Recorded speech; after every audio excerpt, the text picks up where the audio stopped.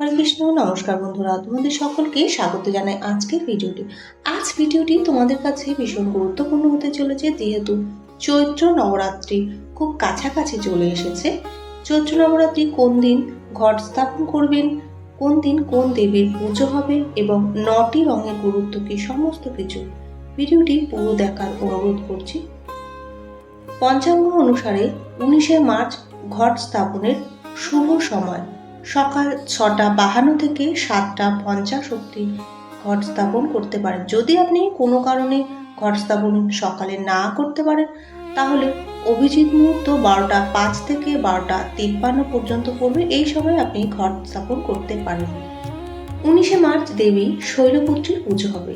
এদিন আপনারা হলুদ রঙের পোশাক পরে পুজো করবেন। এর অর্থ হল সুখ, প্রাণশক্তি এবং ইতিবাচক শক্তির প্রতিনিধিত্ব করে। 20 মার্চ দেবী ব্রহ্মচারিণীর পুজো হবে। এদিন সবুজ রঙের পোশাক ব্যবহার করতে হবে, যা শান্তি বৃদ্ধি এবং আধ্যাত্মিক সম্প্রতির প্রতীক। মা ব্রহ্মচারিণী তপস্যা এবং আত্মশৃঙ্খলার প্রতীক। 21শে মার্চ দেবী চন্দ্রঘণ্টার পুজো করা হবে। এদিন ধূসর রং ব্যবহার করবেন। প্রশান্তি, ভারসাম্য এবং স্থিতিশীলতাকে বোঝায়।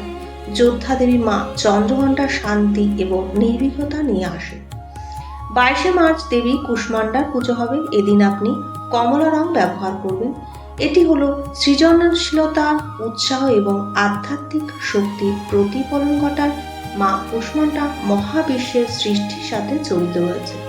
23শে মার্চ দেবী স্কন্দমাতার পুজো হবে, যেটি সাদা রং ব্যবহার করবেন।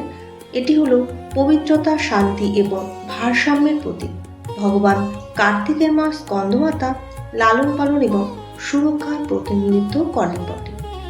24শে মার্চ দেবী কাত্যায়নীর পুজো করা হবে। এদিন ভক্তরা লাল শাড়ি পরবেন। সেটি হলো শক্তি, আবেগ এবং ক্রোধের রং। মা কাত্যায়নী ধার্মিক, ক্রোধ এবং অশুভ শক্তি থেকে সুরক্ষা করেন। 25শে মার্চ দেবী কালরাত্রির পুজো করা হবে।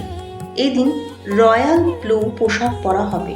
আত্মবিশ্বাস, আধ্যাত্মিকতার জ্ঞান এবং বিলাসিতার প্রতিনিধিত্ব করে। মা কালরাত্রি আপনার জীবন থেকে ভয় এবং অন্ধকার দূর করে ক্ষমতায়ন করে। 26শে মার্চ দেবী মহাগৌরীর পুজো করা হবে। এই দিন গোলাপি রং ব্যবহার করা হবে।